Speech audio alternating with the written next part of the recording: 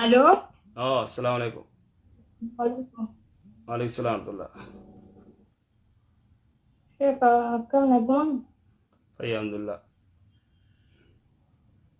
كيف قاعدين كمان؟ مهم. انت لا تبقى أباي في ملين من بران تقولون لندا. أكم جزيت أباي سي ملي جزيت وبليسي أكنوا مالي. ماني يعني نم لا أبليس أنت نمي تفكر ماني نما شيفاتي جاني تما جزيت نسي أنيس ونم بيه كنترو نما غندا كما تجيد اللي انت لاسسني كما قاديد اللي انت إن يا مني انت قراني جدني بيتا. انتو انك اسنجر يو بانك يا يا مالي انتو. أنا نيجي تيجي توان تكمل كوشيفا تبي فانا بفي يعني بي أمبا خنا جرا وان دا يسني رانلي وبدي أكنا إن اللي نسيب بيتا نجرا دفع بان قربان سنويتني. بين ايه. أنا أنا سيني كاول راين كمنو أبان كي يعني كان نيني وكاكادين كان نيني شيء أنا واريو أكنا جت شجرا يتجلى ديمي وردوتي أرجع أنا سيدا سندرا حرام دليني أما قرا شريعة إسلام أبوتي ورثي يجافت له نكان أقول دو جدين نكان جال ررا أنا نكان في إبما بيكون جوتو تك نكان في جرو أمانتي تكابا أتيما شكي سيقدين عندك نكان جالال الرجي. إيه سلا نكان جالال الرجي مقالان دومت تيمي سلا مقالان دبيتت تيمي سلا جالال سلا الرجي. أنا نمو نكان جالال سيرر رأو أنا نبان في نكان نيني أبوليس في نكان نيني شريعة راجي نكان نيني ورثي يرغنا كتجدي نكان هيدا دو جني ولولو جريا وان كان هذا فديني لولا وان براتا. إيجا بانك سينغودين أبانك غافت مت أبانك كسينغودين. أنا جزمان قلت كمان أبانك ينقول شيخ جندا شيخ أيوه متين أو مكان أزين جدي ويسان شيخ جنين جرو شيخ متين شيء تكو كم زبيدة سلاشي كت يو كبي أخي سنجت تنسي يو ورث يصير راسبو جرادان شريعة الإسلام على بس شريعة قادين بكبوني دندا جستني مريسين. أكثر اللي متين أو ما تكو نوم زبيدة بس قرآن قرأي له جست. amma ga akkasi abbaa kee gaafadhu ati gaafas quba qabda ni kana gooteeji gaafadhu yoo inni gartee an quban qabu waan takka quban qabu ni kaasin goone yoo je an ayyamalleen kannineef yoo je dirqama irra deebi'uu qabdan ni kaa gartee si godhachuu akka abbaan kiyya nan godhin an guutuu itti amana abbaan kiyyaa fi inni namicha sun takkaayi wal dubbisanii hin beeku gizee sanaan hin beeku ani waan takka waa'ee shari'aa islaamaa kana jechuun namni yoo qara'ee hin beekin yookaan dhageessitti yoo hin beekin addaan baafachuu hin danda'u beektanii sheef. An gizee sanii fi nachillee hin beekamnillee abbaan kiyyallee wanni inni kana godhin jiru abbaan kiyya saniyyuu hin beeka warri sun amma jechuudha. Amma immoo ani simee warra kiyya dhaqiitii ganaa takka jireenya kana godhadhu rabbii waan maraa namaaf dhiisa yoo itti gara isaa deebi'anii anaatti agarsiin duraan isaa walirraa hin qabnu an jedhee inni lola gurbaan. Akkasii gaa shari'a gaa amma nuti himne nuti nama lolu maal jennare. Sheekha akka hubatutti itti gajjajjabeessiiti. Asirratti wanni kun waan jabduudha jechuun ni kaan anillee akka isin jalaa dhagayeetti illee akka shari'aa islaamaatti illee sirriin haa qabaatu. Na dhagaye beeytaa wanni jiru laa nikaa illaa bi waliyyiin jee rasuulli salawaatu rabbi islaam alayhi nikaan hin jiru waliyyii malee waliyyiin eenyu abbaa akaakoo gama abbaa keeti obboleessa kee warra kana beeraa akkana deemaa jechuudha. yoo warri kun nikaa sin godhin nikaan namni biraa nama godhu baaxila shakkii takka malee nikaan jaalalarra dhaggeeffadhu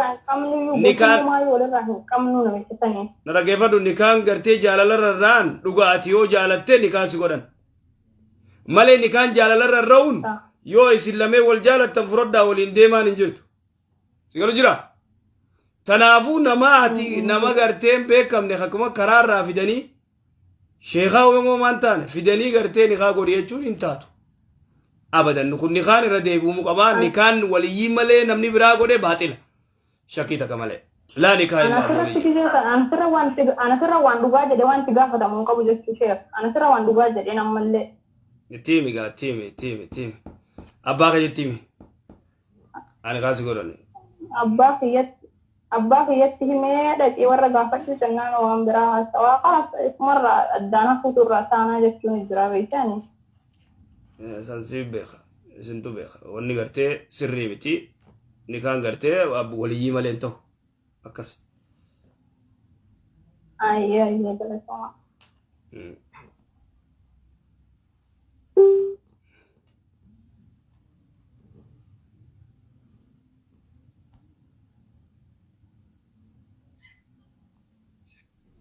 Hello. Assalamu alaikum. Waalaikum salaam wa rahmatullah. Sheekh Nawaarimi. Sheekh gaafii wayitiin gaafachuu barbaadu. Gaafadhu. Sheekh gaafiin tiyyaa abbaa mana kiyyaa eegaddaan deemna waggaa afurii. Ayyee. Na'ee kennaan na'ee kutigee yoo faksii biraa godhe rakkina qaba. Akkami faksii biraa gootore. Faksiin akkamatti jirtiire. Na'ee kennaan didee waggaa afurii eegadda deemne na dhageeffadhu. Eegadda deemne waggaa afurii. Ayyee. Eegadda deemne waggaa afurii. Na'ee kennaan na didee faksii biraa godhuu hin danda'ama. Gaafiin akkanaan taatu beekadhu. Maaliif wal dhabdan maaliif adda deemtan kun cuftii sigalee himadhu manguddootti eegas booda gartee qaadii beeka kana. Asii miti inshaallah akkas godhe. Ayyee Sheekh galatoomaa. Ayyee.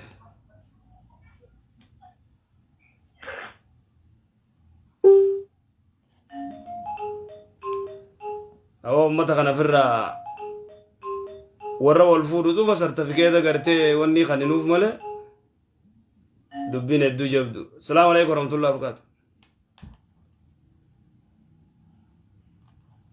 Salaamu alaikum. Waalaikum salaam warahmatullah. Sheekh gaafiin qabu.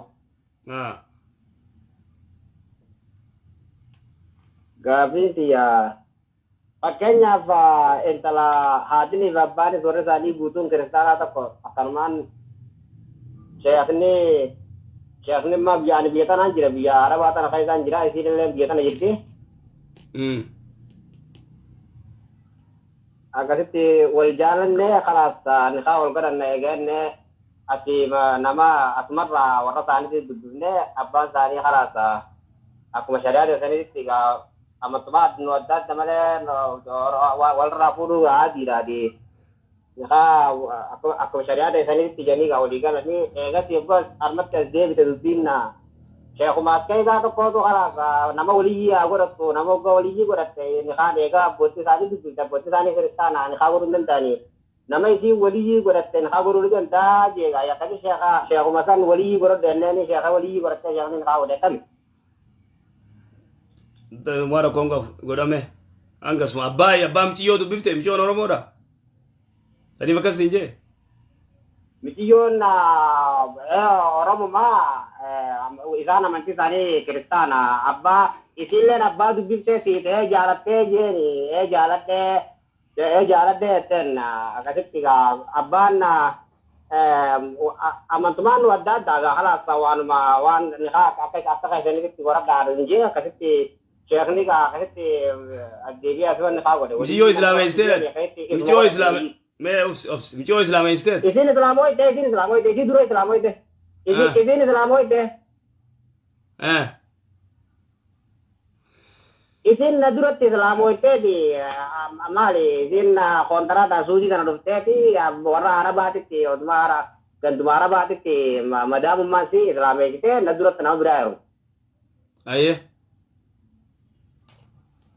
Na duratti nama biraa jirute adda yaa'anii akkasitti eegas anis asitti wal baranii wal jaalannee akkasitti haala sanitti niqaan godhame jechuudha. Sheekni walii sheeka walii godhattee sheekummaan niqaa godhe. Kalaas ayyee akkas godhuu danda'a. Gaafii biraa dabalachuu hin danda'a. Dabaladhu ayyee.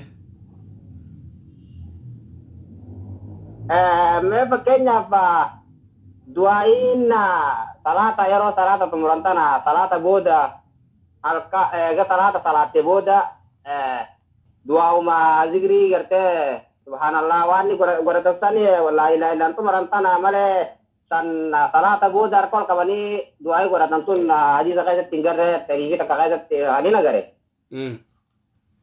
صلاة كيف اللي دعاء اللي تعطيه صلاة كيف اللي ممكن وقالنا صلاة وان فردي في ده واني رمضان فده جدالي في واني رمضان فده أشوفه دعاء أفان ورموتي خرجوا نندندا أفان ورفتين كرت أفان مغرتي دعاء دين كرت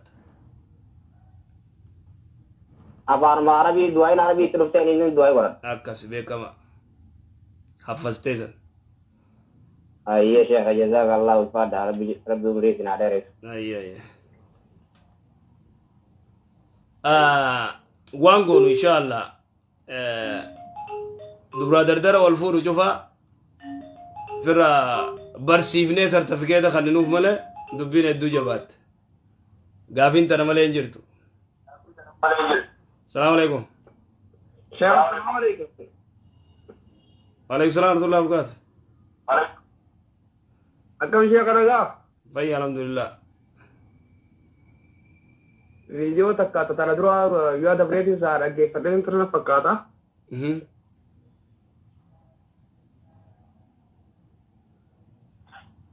achirratti waa'ee gartee olulammaan tana dalagaa kaampaanii janii deemtuu takkan dhagaa.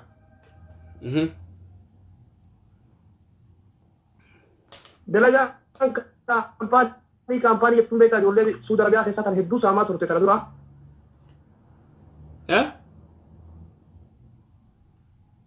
Dalagaa kaampaanii namatti naqii nama si boodan guurii naqii san booda maallaqa argattaa jedhanii maallaqa namarraa guuranii nama naqanii jira. Ayyee. Dalagaan sun hundi dalagaa hijibaati malee dalagaan takka hin jirtu nama nijetii yaan beeku qarganda kiyya tahee gara nama shanii nama maallaqa achirratti kasaaren beeka. Saniifuu ijoollee gartee waan akkanarraa si gaafattuun dalagaan sun dalagaa hattuuti dalagaan hin jirtu tooftaatti maallaqa namarraa guuratanii malee dalagaa namni seenee dalaguu miti.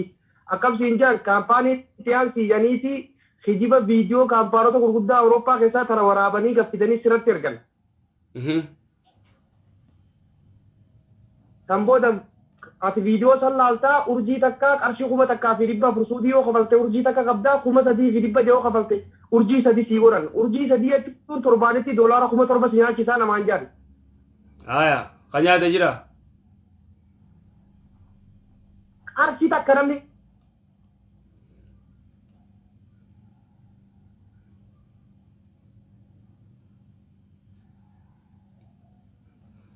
Aye ni kutteessa.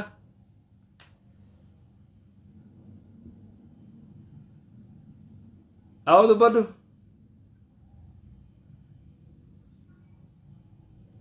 Alaa kulli haal cal jee jira obboleessa keenya waan kana yeroo hedduu dinnee jirra. Yeroo hedduu gartee dura dhaabbachuu jirra. Mee deebi'ee haa dawwaluuga. Carraa nama biraan qabnu didee wanni isaati calte.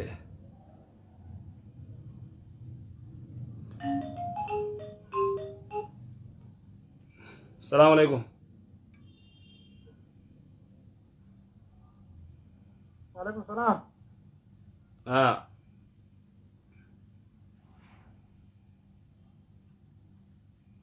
الشيخ دارين كمان.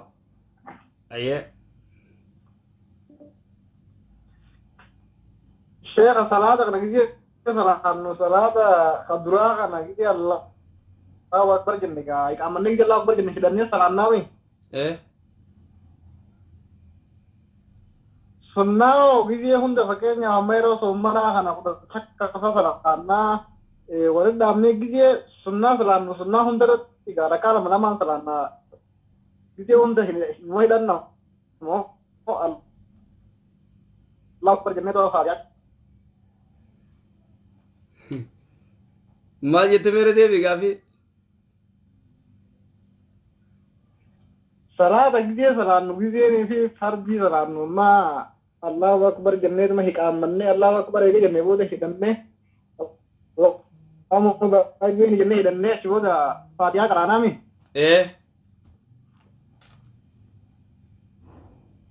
ये अम्मा फर्ज एक जन्ने की ये सलात में वो लगा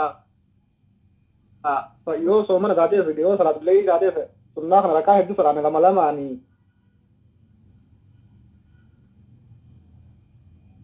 Kanumatti dandama wallahu akbar jennee faatiyaa qaraanaan jiru. sunnaarratto takbiirtaa duraa sanii dhannee tuma gartee salaannaa jechuukeeti. Ni hidhanna Allahumma baay'ee jennee hidhannamoo akkanumatti Allahu akbar jennee tuma faatiyaatti aansinaan. Takbiirtaa takbiiratul ihraamii dhannee du'aa isan goona moo usneetuma Allahu akbar jennee faatiyaa qaraanaa jechuukeeti. Eega hidhanne booda. Sunnaarratti fardii irratti waajiba irratti dirqama ni dandeessa ni eetti aansinamoo ni dandeessa yoo feetes faatiyaatti aansa yoo feetes ni qarata du'aa ul istiftaa jechuudha yoo feetes ni jetta.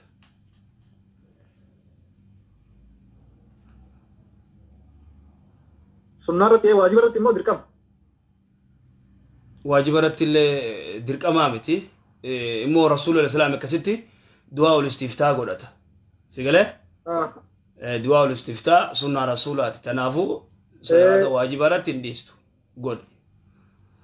Ka sunnaa irratti illee akkasii goota yoo gortee faatiyaa ta'een eegaltes uma. Maashaallah.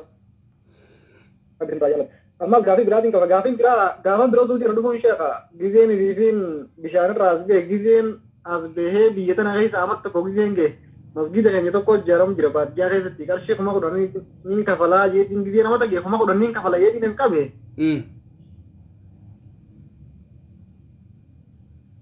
Zaraan akkan ittiin qabee sanitti hin kafalle waa maallaqallee hin dhabne garuu haaluma biyya tanaa fa'aa keessaa wajji wal qabateetiin ammas baallama dabarsee baalloo biraatti siifadhe. Akkami maaltu irra jira as keessatti hangammaan kafalle wanta tokko ammaa mata lama geetii jira. Odaa seentee jirta yoo rabbii gartee biyya suudii nageessee 10,000 masgida biyya ganda keenyaatiin hin kanneettee jirta akkasuma kusii miti.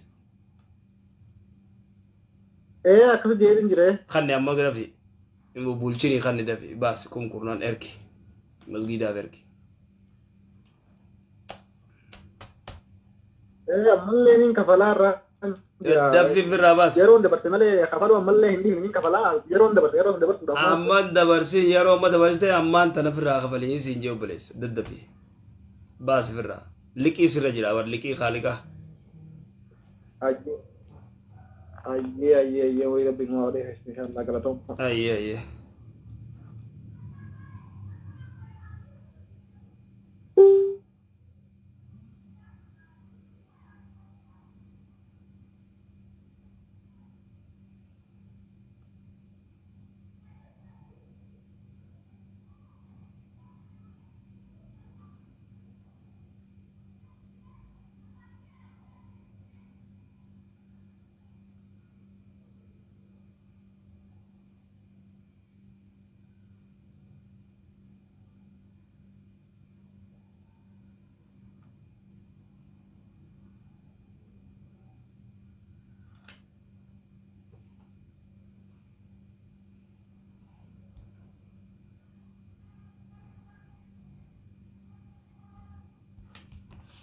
Hello?